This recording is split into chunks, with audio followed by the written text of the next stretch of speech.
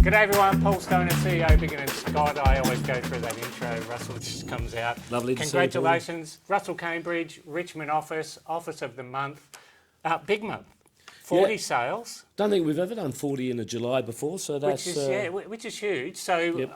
and I know the answer to this already, and so does everybody listening. You guys are working hard, but are you seeing a little bit of a shift, or is it investors offloading, just normal transactions? What are you seeing? I think for the last 12 months I've been saying investors have disappeared. We have seen a few more come back, but nothing outstandingly dramatically different. But there are a few investors out there in the marketplace. But most of the sales, fair to say, going to first home buyers / home buyers. Interesting. Yeah, and there's still a large portion of those that are selling before auction, not auction, they're off market effectively. Yep. Which means not on websites. So the appetite's there for the first home buyers. It either stacks up or it doesn't. Yep. And they've got pre-approval, I'm guessing. Yep. So they're taking up what percentage of the market do you reckon? Oh, very good point. At least a third, a third. And interesting, if we think the property is more likely to sell to a first home buyer, we probably won't do the auction. It might be more of a private sale, hence Emily's pre-market and then private sales. Yeah. No point in going to auction because they probably need it subject to finance for 7 to 10 days, something like that.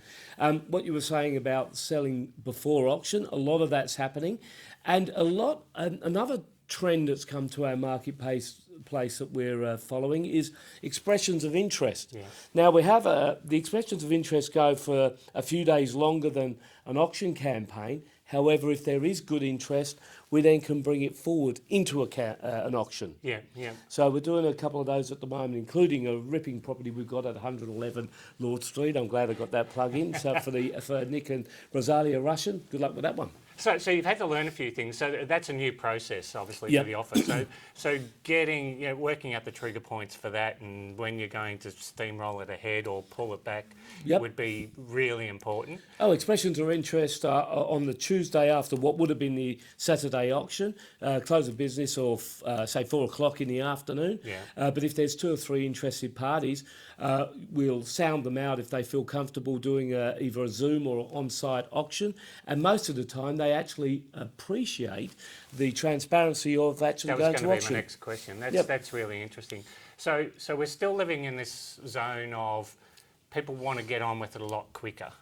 Yes. The only thing really that slows it down is finance approval if people need it, and that's that first home buyer market. Yep. When you see something for sale, and everybody, again, we're sort of talking to internal people here, but when you see something for sale, you know that the process is a bit lumpy because it's going to be subject to finance and under offer and all that sort of stuff. So it's difficult. A couple of standouts. Andrew Crotty, who's been having treatment for cancer over the last 2 months. Yep.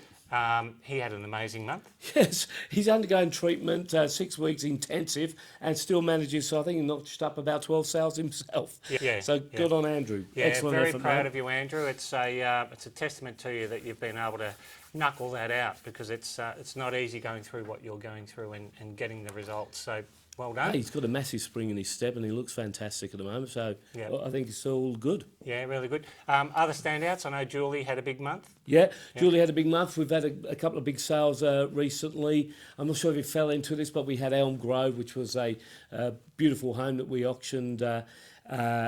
Didn't sell, went to expressions of interest, sold a couple of weeks after, 2.81 million, and another one in queue for 2.81 million as well. So a couple of ripping sales in there, Julie. Good stuff. So let's just spend a little bit of time on this expressions of interest. So we open up the folder, and Mr. and Mrs. Vendor, you've got a couple of options. You've got expressions of interest, you've got auction, you've got private sale. Is that how you're delivering it now? Yeah, look, I think there's some owners are very scared to have a humiliating auction day. Yeah. They're worried that on the day of the auction, no one's going to be there, or no one's going to be there to turn up, and it's embarrassing in front of family and friends and relatives and neighbours. So the alternative is to say to them, well, go down the path of an expressions of interest.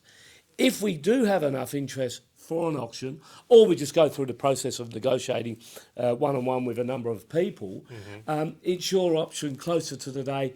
If we've got 2 or 3 parties and they're all comfortable with going to an auction, we'll shift it into an auction campaign on the Saturday or the Thursday before the close-off, which would be the Tuesday. And they like the fact that they don't necessarily have to have that advertised auction that could be a failure on the day. Yeah. So that's part of the And are reason some of for these it. clients people that don't believe in the price? That was a traditional thing. That was a traditional thing. We used to say expressions of interest were vendors who just wanted too much money. Yeah. It isn't the case now. It's really another way of just doing an auction campaign, but inviting offers beforehand. Yeah. And do you find that you guys in the office are spending quite a bit of time explaining the process to the potentials, or it's just, hey, got same thing. Hey, I got something I want you Takes to see. as long as what I just said to you. Yeah. Good point. Good point. Okay, so any other changes you're seeing out there? Yeah, it's gone quieter in the leasing side of things. I mean, but that's probably well publicised. You know, traditionally this time of year is a bit quieter, but we're doing about 60 leasings, whereas we'd be aiming for 80. Yeah, okay. 80, but 60 leasings and a lower number of properties online. So but that's well vacancy rates publicised. slowly going up? No, not really. I mean, they're talking about it. Oh, and big change. No, And so it's you'll be the only marginal. one. Yeah, no.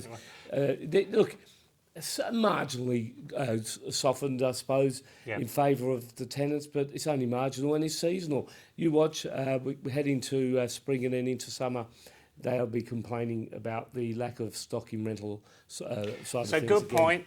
Spring is coming. Don't be shocked when it hits. You should have all your pipeline stuff now and working it through for the spring market. So don't be shocked when it hits. And if you've got no listings, it's because you haven't been working hard over winter.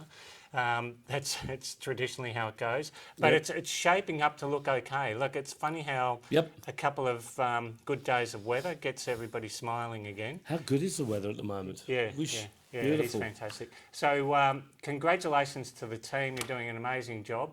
Congratulations to you, Russell. And congratulations to the rest of the Richmond team. We took home about 20 awards on Thursday night. You hosted, Paul. Yeah. Beautifully done. As Office of the Year and a few other Sales Director of the Year, Edward Hobbs, he's out there waiting to do the next video. So congratulations to everyone across the board.